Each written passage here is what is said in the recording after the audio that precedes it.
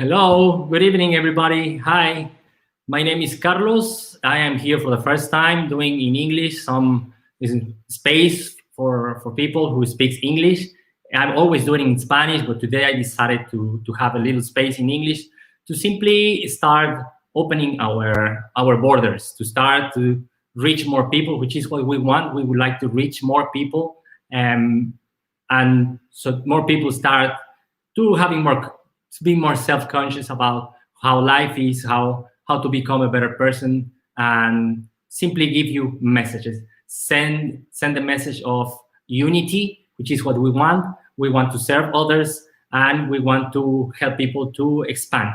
So today is the first time I will be transmitting something, giving you a broadcast in English, and I will show you. Basically, what I'm going to do is from time to time I will come and give you some conversations about different topics in life, right? For example, today, my space, just for you to know, I call it massages for the soul. What I want is to massage your soul so that you feel good inside and you feel comfortable and a bit happier. Maybe you're going through a moment in life that you might feel nervous or anxious or afraid. And what we're doing is to give you messages of many things, regarding many things, and read you books, read you poems, give you messages about fear, what is fear, how to avoid fear, talking about love, talking about self growth, spirituality, etc., etc., etc. So my name is Carlos Enrique. You can see it here now. I belong to a school called LEMDU. LEMDU is right here, right there. LEMDU. That's LEMDU. In Spanish stands for Luz en Movimiento de Unidad. In English is something similar to light in unity movement, so to speak, right? And yes, so the space I will be calling massages for the soul. There you see it down the bottom. And the topic I would like to approach today is called unconditional love. I want to speak today about unconditional love, what it is, how it works, how it turns to be, how do we give unconditional love. I simply want to speak today about unconditional love. I see some messages here. Adriana Belenda. Adriana, estoy hablando hoy en inglés. Al ratito voy a hacer una en español, pero ahorita estamos queriendo expandir nuestro público y estoy haciéndolo en inglés. Luz Maud, hola, hi. Patty Rivera, hi, good afternoon, everybody. Patty, I'm glad you speak English yourself. We're trying to expand, and that's basically what we're doing. Blanca Bobadilla, she's already here. Blanquita, I say hello to you. Good afternoon. And yes, so I was saying that I would like to speak about unconditional love. We cannot have unconditional love. We cannot separate unconditional love from spirituality, right? So I would like to approach this concept. We cannot force spirituality on ourselves. However, most of us do.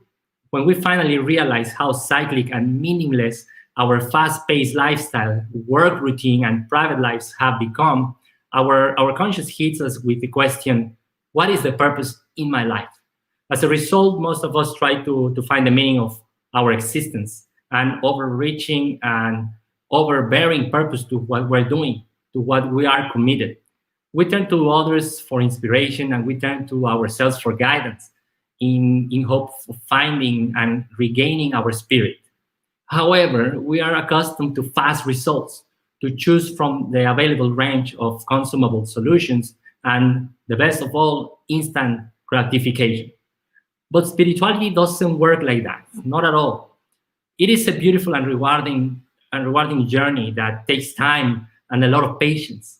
And if we try to rush through it, which sadly most of us do or have done, we only experience a spiritual bypass, an experience where spirituality is a matter of certain actions we must perform, like, for example, being empathic or compassionate, for instance, and a matter of certain habits that we must have, for example, become a good listener. As a result, we become spiritual without being spiritual, right? So we have to be just careful with the difference between that. because such spirituality is not sprouting from our being, because it has not emerged after discovering ourselves and our heart's true callings, and because such spirituality is initiated from performing actions instead of realizing in and believing in values. It is a forced spirituality. You know, such spirituality is both limiting and destructive, and the only way to move past it is to work on gaining the ability to experience unconditional love. And this is the topic I want to approach today. Talk about unconditional love. Unconditional love comes from a heart that is open, not judgmental, intolerant, or desirous of a particular outcome. Unconditional love means that the love is given freely with no expectation of receiving love in return. In this energetic embrace, every soul, without question, every soul is deserving of love, compassion, and kindness. There are no conditions. Some people argue that unconditional love cannot exist. It's not possible, that it must be earned, that it must be won. But unconditional love recognizes that the divine spark burns in each soul we encounter, in everybody. And with that spark, we're all united.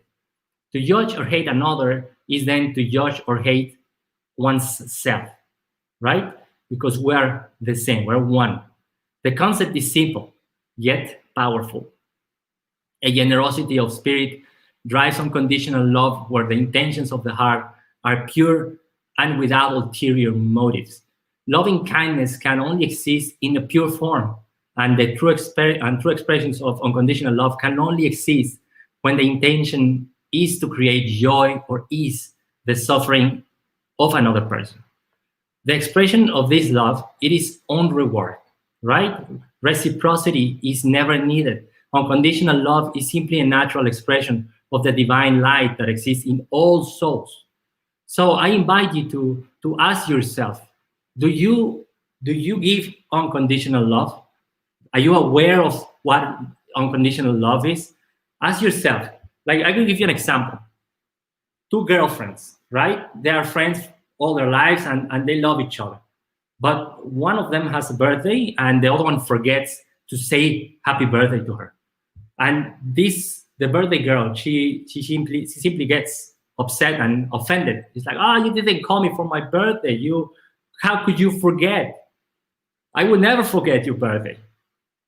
Well, you know, it happens. It doesn't mean that because you love her and you will remember her birthday that she cannot forget your birthday. It doesn't mean that she doesn't love you. And because you didn't get what you expected, you feel offended, right? I would put the example of couples. You have, I don't know, boyfriend, girlfriend, a couple of people. They are together. They start dating each other. They meet each other. They go to each other's place and they go to the movies. They spend time together. Out of the blue, maybe the guy is just busy with work and simply has no time to grab his phone and send a message. And she would be asking, why is he not writing?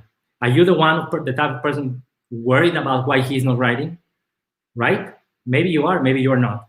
Ask yourself that question. Because we are expecting to receive something in return.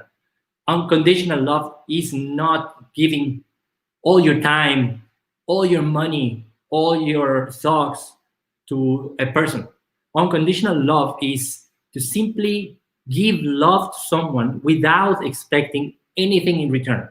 Anything. If you love someone, see it like the love of a mother to his son. She is giving love to his son no matter what, right? This is the best example to try to explain you how it is. And I'm not saying you should love your boyfriend or your mother or your father or your friends like you love your son. No, but I'm talking about the concept of unconditional love, that you are giving something and do not expect anything in return. I invite you to look in yourself and ask if you are giving unconditional love. Okay? So, well, this is something to think about. I leave it to you there. It's something I wanted to just break the ice and speak a little bit about it. And, well, I hope you're happy, you're fine. Thanks for being here. I will be talking to you next time with another topic. Have a good time.